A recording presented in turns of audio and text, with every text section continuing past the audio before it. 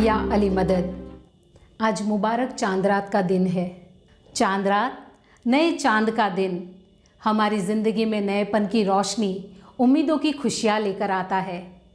आज और कई दूसरे मौक़ों पर हम अहलल बैत के घराने से हज़रत बीबी फ़ातिमतुज़ ज़हरा खातून जन्नत अलैहा सलाम की तस्बीहात गुजारते हैं। आज के इस संदेश में हम इन्हीं तस्बीहों की अहमियत को समझने की कोशिश करेंगे। हम जानते हैं कि अल्लाह तबारक व ताला ने इस कायनात में अनगिनत चीज़ों का सर्जन किया है और इन तमाम सर्जन को अल्लाह ताला ने मुस्लिम करार दिया है। सूरह आले इमरान की आयत 83 में अल्लाह ताला फरमाते हैं, क्या ये लोग खुदा के दिन के सिवा कोई और दिन ढूंढते हैं? हालांकि जो फरिश्ते आसमानों में हैं और जो लोग ज़मीन में हैं, सब ने खुशी खुशी या ज़बरदस्ती उसके सामने अपनी गर्दन डाल दी है और आखिर सब उसकी ओर लौट कर जाएंगे। पूरी कायनात अपने आप को खुदा के आगे सुपुर्द करते हुए अल्लाह की हम्दो सना कर रही है, उसके अम्र पर अमल कर रही है। उसी तरह हमें भी अल्लाह के अम्र के मुताबिक चलना है। जिस तरह ये सारे अल्लाह के ताबेदार हैं, उस तरह हमें भी अल्लाह के फरमान बरदार रहना है। सूरतुल इसरा की आयत में अल्लाह ताला फरमाते हैं, सातों आसमान और ज़मीन और उनके दरमियान में सब उसकी तस्बीह करते हैं और सारे जहान में ऐसी कोई चीज़ नहीं है जो उसकी हम्दो सना की तस्बीह न करती हो, मगर तुम लोग उनकी तस्बीह नहीं समझते। बेशक वो हलीम और गफ़्फ़ार बख्शने वाला है। कायनात की हर चीज़ ज़बान हाल या ज़बान काल से अल्लाह की तस्बीह पढ़ती है। जैसे कि हम ज़ुबान से अल्लाह की तारीफ़ में कहे कि अल्लाहु अकबर, ये हमने ज़ुबान से तारीफ़ की, पर ऐसी बहुत सी चीज़ें हैं जो ज़बान से नहीं बोलती है, हालत से बोलती है। जैसे कि एक बहुत ही बड़ा बुलंद वसी पहाड़ अपनी हालत से कहता है अल्लाहु अकबर, जिसने मुझे बनाया है वो अल्लाह कितना महान, कितना बुज़ुर्ग होगा।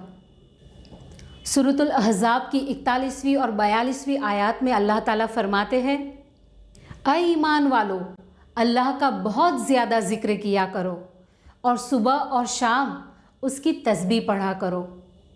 अब तस्बीह किस तरह पढ़े, तस्बीह में क्या पढ़े, इसके बारे में भी अल्लाह ताला ने हमें हिदायत फरमाई है।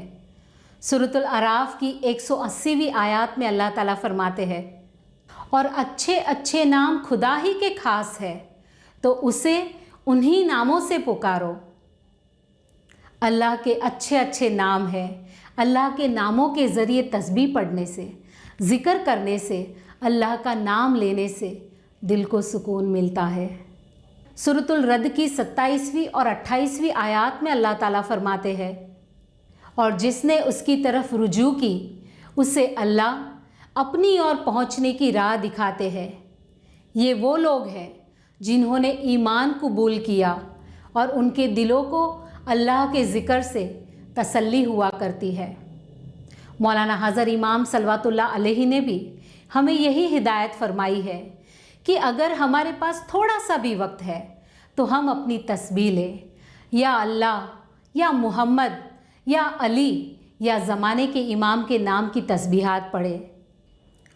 तस्बीह से जुड़ा एक वाक़या है जिसे इस्माइली दाई कादियन नुमान ने बयां किया है, और इस वाक़ये का ज़िक्र हमारे स्टेप करिकुलम के फेथ एंड प्रैक्टिस मॉड्यूल के वॉल्यूम 2 पर किया गया है।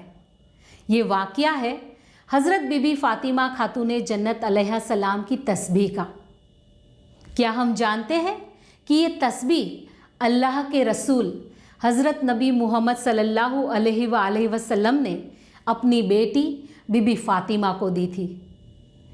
हज़रत बीबी फ़ातिमा अलैहा सलाम हज़रत नबी मोहम्मद सल्लल्लाहु अलैहि वसल्लम और हज़रत बीबी खदीजा अलैहा सलाम की बेटियों में से सबसे छोटी बेटी थे, और हमारे पहले इमाम मौला मुर्तज़ा अली अलैहि सलाम के शरीक हयात बेगम थे। हज़रत इमाम हुसैन अलैहि सलाम और हज़रत हसन अलैहि सलाम आपके फ़र्जंद थे, और आप ही की आल में से इमामत का सिलसिला जारी है। मुसलमानों में आपका दर्जा बहुत ऊंचा है और आपकी पाक पाकीज़ा शख्सियत के लिए आपको दुनिया की सबसे बेहतरीन महिलाओं में से एक माना जाता है। आपकी पाकीज़गी और हलीमी के लिए आपके वालिद हज़रत नबी मोहम्मद सल्लल्लाहु अलैहि वसल्लम फरमाते हैं, पूरी दुनिया में सबसे अच्छी औरतें 4 हैं, मैरी, फ़िरौन की पत्नी आसिया, ईमान वालों की माता खदीजा और मोहम्मद की बेटी फ़ातिमा। आपके मुबारक रोशन चेहरे की वजह से आप अलैहिस्सलाम अल ज़हरा के लक़ब से जाने जाते हैं, जिसकी माना है द रेडियंट, जो रोशन है।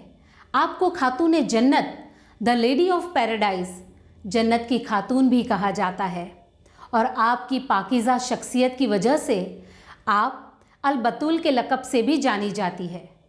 आप अलैहिस्सलाम को उम्मुल ऐमा यानी इमामों की माता के लक़ब से भी सम्मानित किया जाता है। और आपकी आल, आपका वंश आप ही के मुबारक नाम से यानी कि फ़ातिमिद वंश के नाम से जाना जाता है। और फ़ातिमिद दौर में आपकी शान में रियासती सिक्के फ़ातिमिद कॉइन्स भी बनवाए गए थे। जैसे कि हम जानते हैं कि हुजूर अकरम का ख़ानदान बहुत ही सादगी भरी ज़िंदगी बसर करता था और आपकी बेटी हज़रत बीबी फ़ातिमा अलैहिस्सलाम भी घर के सारे कामकाज खुद अपने हाथों से किया करती थी। बच्चों की परवरिश, शौहर की खिदमत और अल्लाह की इबादत, ये आपके रोज़ाना के आमाल थे। कहा जाता है कि एक बार आप अलैहिस्सलाम ने अपने अब्बू रसूल खुदा के पास जाकर इस सिलसिले में मदद मांगने का सोचा ताकि उन्हें काम में आसानी हो। आप रसूल अकरम के पास गए और गुजारिश की कि अब्बा जान, मुझे सारा काम हाथों से करना पड़ता है, मुझे काफ़ी मेहनत करनी पड़ती है। अगर मुझे आपसे कोई मदद मिल जाए तो मुझे काम में आसानी हो जाएगी। तब हुजूर अकरम ने फरमाया, ए फ़ातिमा, क्या मैं तुम्हें कोई ऐसी चीज़ दूँ जो दोनों जहानों में बसी सारी चीज़ों से आला तरीन हो? हज़रत बीबी फ़ातिमा अलैहिस्सलाम ने कहा, अब्बा जान, बेशक दीजिए। तब रसूल अल्लाह ने फरमाया, हर सलात से जब तुम फारिग होती हो तब अल्लाहु अकबर, सुबहान अल्लाह, अल्हम्दुलिल्लाह की तस्बीह पढ़ा करो।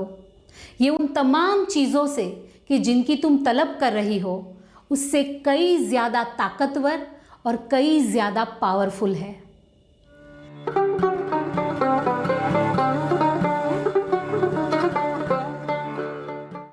सबसे पहली तस्बीह है अल्लाहु अकबर, जिसकी माना है अल्लाह सबसे बड़ा, सबसे महान है।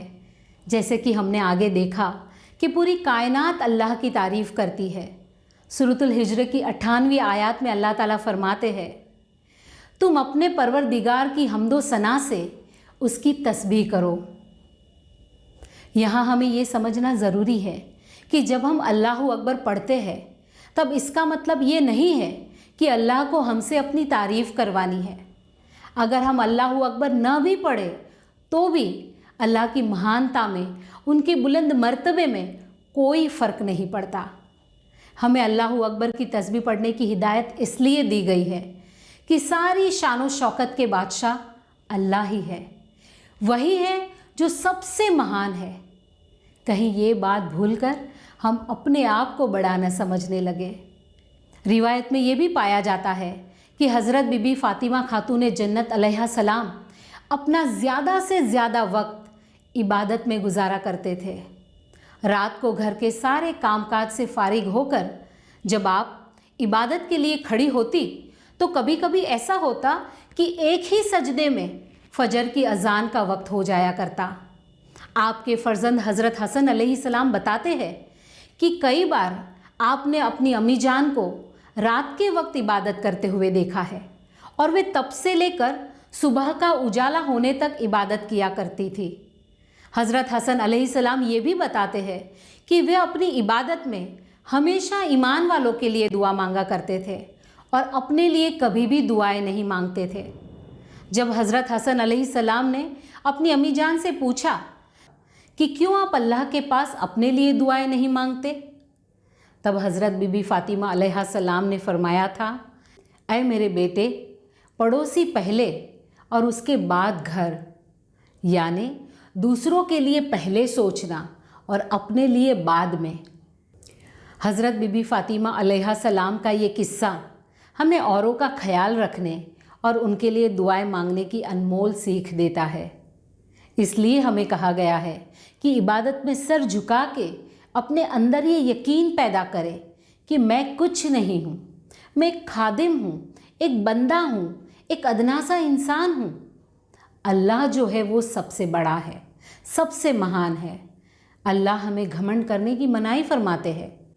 और अगर हम बड़ाई करना भी चाहते हो तो हम किस बात की बड़ाई करें? अल्लाह ने हमें बनाया, हमें ज़िंदगी दी, दुनिया बनाई और हमें इस दुनिया में भेजा। हम अपनी तारीफ़ करें भी तो किस बात के लिए करें? क्योंकि हमें जो कुछ भी मिला है वो अल्लाह ताला के रहमो करम से मिला है।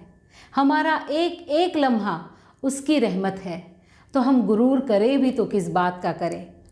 हमारे डिवोशनल लिटरेचर, भक्ति साहित्यों में भी कहा गया है कि इस दुनिया में ऐसे भी लोग थे जो दो पहाड़ों को उठाकर वज़न करते थे कि दोनों में कौन सा पहाड़ भारी है।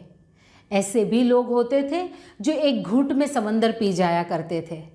ऐसे ऐसे लोग भी मिट्टी में मिलकर मिट्टी हो गए, तो हम किस बात का घमंड करते हैं? अक्सर हमारे साथ होता है ना, जानते हो मैं कौन हूँ, मैं कितने ऊंचे मुकाम पर हूँ, मेरा दरज्जा कितना बड़ा है, मेरे पास बहुत मालो दौलत है, बहुत बड़े और ऊंचे ख़ानदान से मेरा वास्ता है। हज़रत बीबी फ़ातिमा अलैहा सलाम के वालिद तो अल्लाह के रसूल थे, आखिरी नबी, खातिमुल अंबिया थे।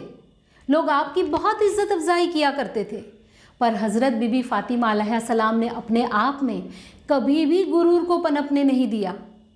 इसलिए हमें ये तस्बीह पढ़ने की ताकीद की गई है कि हम हमेशा इस बात को याद रखें कि इस कायनात के सर्जनहार, जहानों को पालने वाले परवरदिगार अल्लाह तबारक व ताला ही सबसे बड़े, सबसे महान अल्लाहु अकबर है।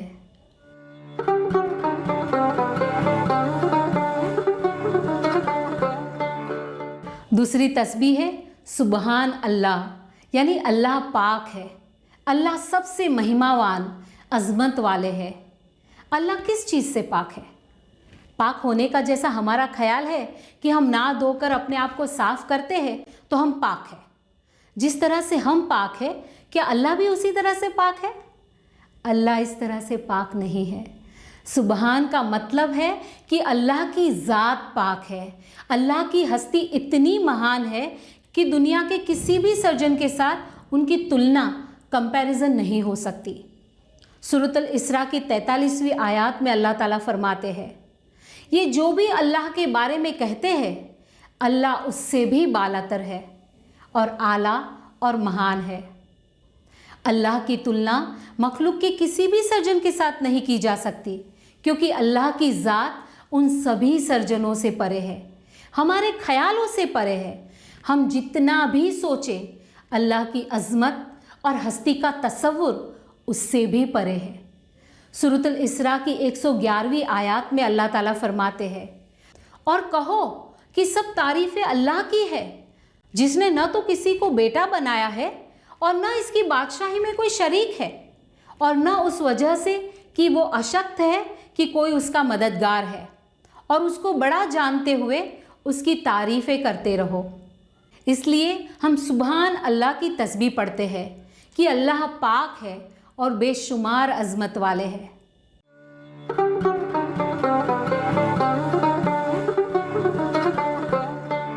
तीसरी तस्बीह है अल्हम्दुलिल्लाह, यानी सारी तारीफ़ें अल्लाह के लिए है। अगर इस तस्बीह को हम सही मानों में समझ लें तो हमारी ज़िंदगी के तकरीबन सारे प्रॉब्लम्स हल हो जाए। अगर हमें इतना समझ में आ जाए कि हम जो कुछ भी कर पाए हैं वो अल्लाह की रहमतों से मुमकिन हो पाया है, तारीफ़ें सिर्फ़ अल्लाह की है, तब हम में हलीमी का, नम्रता का गुण विकसित हो सकता है। और इसके अभाव से ही सारे मसले खड़े होते हैं, जहां हम इंसान ये समझने लगते हैं कि ये जो कुछ भी है वो हमने किया है। अगर हमने अपनी अकल का इस्तेमाल किया है, या हम हाईली एजुकेटेड, तालीमी याफ्ता है, या हम बहुत ही अच्छा सोच सकते हैं, तो इसका मतलब ये नहीं है कि अकल हमने पैदा की है। अगर हम बहुत तेज़ दौड़ सकते हैं तो इसका मतलब ये भी नहीं है कि हमारे पैर हमने बनाए हैं। हम अक्सर अपनी सेहत पर, अपने जिस्म पर, अपनी किसी क्वालिटीज़ पर अहंकार करने लगते हैं, खुद ही अपनी तारीफ़ों के पुल बांधने लगते हैं। सूरतुल सबा की पहली आयत में अल्लाह ताला ने फरमाया है, हर किस्म की तारीफ़ उसी खुदा के लिए सज़ावार है कि जो कुछ आसमानों में है और जो कुछ ज़मीन में है सब कुछ उसी का है, और आखिरत में भी हर तरफ उसी की तारीफ़ है और वही वाकिफ़गार हकीम है। कायनात का हर सर्जन हम्द के साथ अल्लाह की तारीफ़ करता है। हम भी हम्द के साथ अल्लाह की तारीफ़ कर सकते हैं।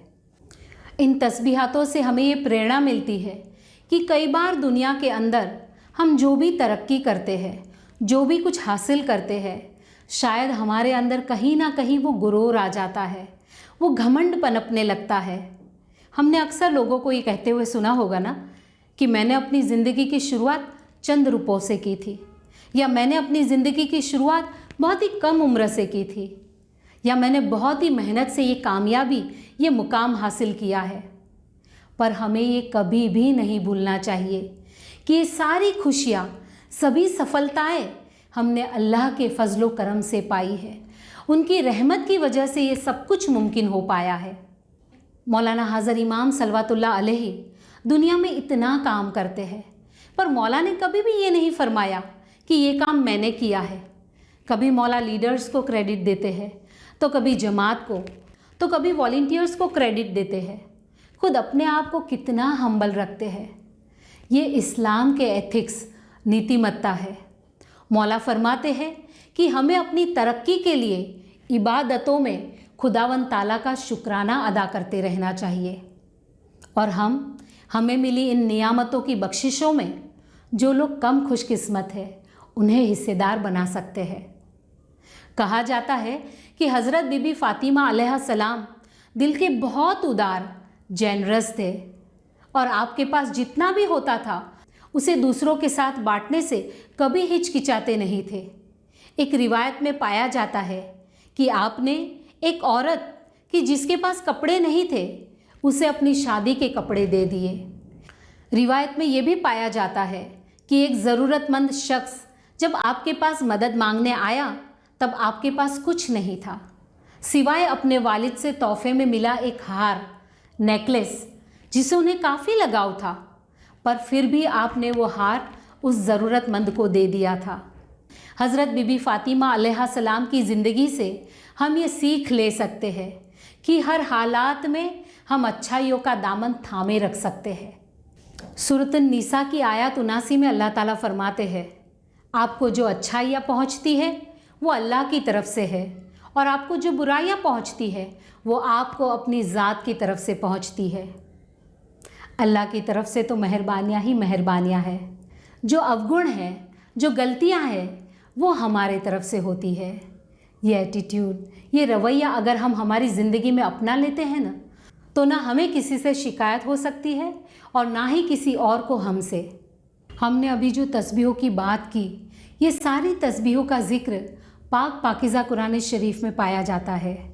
ये तस्बीहात अहले बैत में हुजूर अकरम ने अपनी बेटी हज़रत बीबी फ़ातिमा अलैहिस्सलाम को दी थी, पर आपने इन तस्बीहों को सिर्फ अपनी बेटी तक ही सीमित नहीं रखा, बल्कि हमें भी दी। और हम अक्सर ये तस्बीह पढ़ते हैं जो हज़रत बीबी फ़ातिमा खातून जन्नत अलैहिस्सलाम की तस्बीह के नाम से जानी जाती है। हमारे जहन में शायद ये सवाल आ सकता है कि हज़रत नबी मोहम्मद सल्लल्लाहु अलैहि वसल्लम अपनी बेटी को बहुत आसानी से मदद कर सकते थे ताकि उन्हें काम में थोड़ी आसानी हो, पर उन्होंने ऐसा क्यों नहीं किया? शायद हमारे जहन में ये बात भी आए कि अगर हमारे पास पैसा है, सहूलियतें हैं, तो क्यों ना हम हमारे बच्चों को हर वो चीज़ दे, हर वो खुशियाँ दे जो हमें नहीं मिली है। पर फिर भी जब हमारे बच्चे हमसे मटीरियलिस्टिक, भौतिक चीज़ें जैसे कि महंगे मोबाइल फ़ोन्स मांगते हैं, फास्ट फूड के लिए ज़िद करते हैं, या हमारे बच्चे जब बुरी आदतों में फंस जाते हैं। छोटे शहरों में भी हमने देखा है कि बच्चे बड़े शहरों में जाकर पढ़ाई करना चाहते हैं या अपनी स्टडीज़ को अधूरी छोड़कर दूसरे देशों में जाकर पैसा कमाना चाहते हैं। तब हम क्या करते हैं? क्यों हम हमारे बच्चों की डिमांड्स को सुनकर तुरंत पूरा नहीं करते? क्योंकि हमारे लिए हमारे बच्चों की भलाई उनकी सलामती सबसे ज़्यादा अहमियत रखती है। हम हमारे बच्चों को हेल्दी फूड खाने के लिए मनाते हैं क्योंकि वे उनकी हेल्थ के लिए, उनके स्वास्थ्य के लिए बेहतर होता है।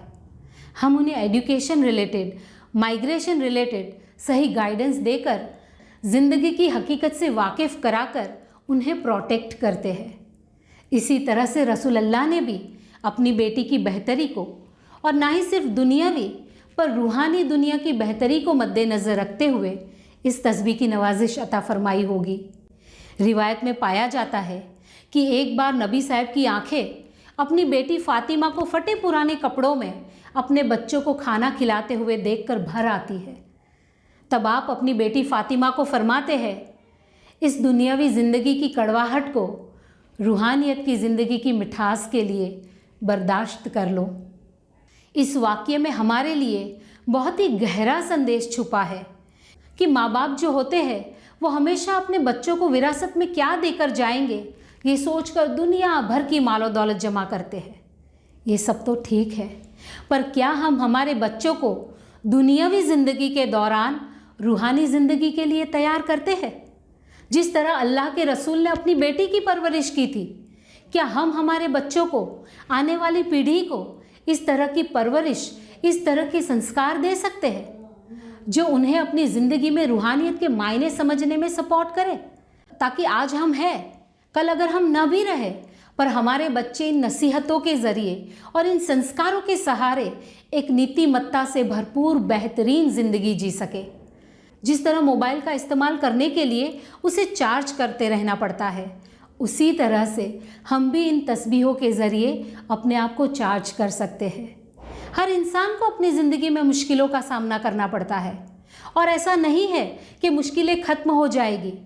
मुश्किलें तो आती ही रहेगी, पर जब हम नाउम्मीद हो जाते हैं, जब हमारे जहन में नेगेटिविटी, नकारात्मक ख्याल आते हैं, जब हम लो फील करते हैं, अपने आप को अकेला और मुश्किलों में पाते हैं, जब मायूसी का एहसास होता है, तब हम उन सख्त हालातों में इन तस्बीहों के ज़रिए अल्लाह से कनेक्टेड रह सकते हैं।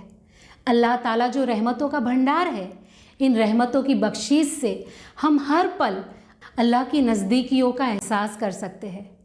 पॉजिटिविटी, सकारात्मकता, होप, उम्मीद, स्पिरिचुअल स्ट्रेंथ, रूहानी कुव्वत और बेशुमार खुशियों का एहसास पा सकते हैं जो हमें मुश्किल से मुश्किल हालातों का सामना करने के लिए काबिल बना सकते हैं। अगर कोई बड़ा है, पाकज़ात है, तारीफ़ के काबिल है तो वो अल्लाह है, जिसने ज़माने के इमाम के रूप में हिदायत देने के लिए हादी दिया, कि जो हमें कदम कदम पर इंसान होने की याद दिलाते हैं कि हम इंसान हैं, वो मालिक है, हम उसके बंदे हैं, हम उसी की ओर से आए हैं और उसी की ओर वापस लौटने वाले हैं। शिया मुसलमान और हम इस्माइलियों की ये मान्यता है कि हज़रत बीबी फ़ातिमा अलैहा सलाम जो अल ज़हरा है, खातून जन्नत है, जो पंजतन पाक का हिस्सा है, आपकी तस्बीहातों के ज़रिए आपकी बेहतरीन और मिसाली ज़िंदगी को याद करते हुए हम आपके वास्ते से, आपके वसीले से अल्लाह से राब्ता, कनेक्शन बनाने की कोशिश करते हैं। आइए तस्बीह की एक खूबसूरत पेशकश सुनकर आज के इस संदेश को अंजाम देते हैं और इन तस्बीहों को मीनिंगफुली समझते हुए इसे अपनी ज़िंदगी में उतारने की, उस पर अमल करने की कोशिश करें।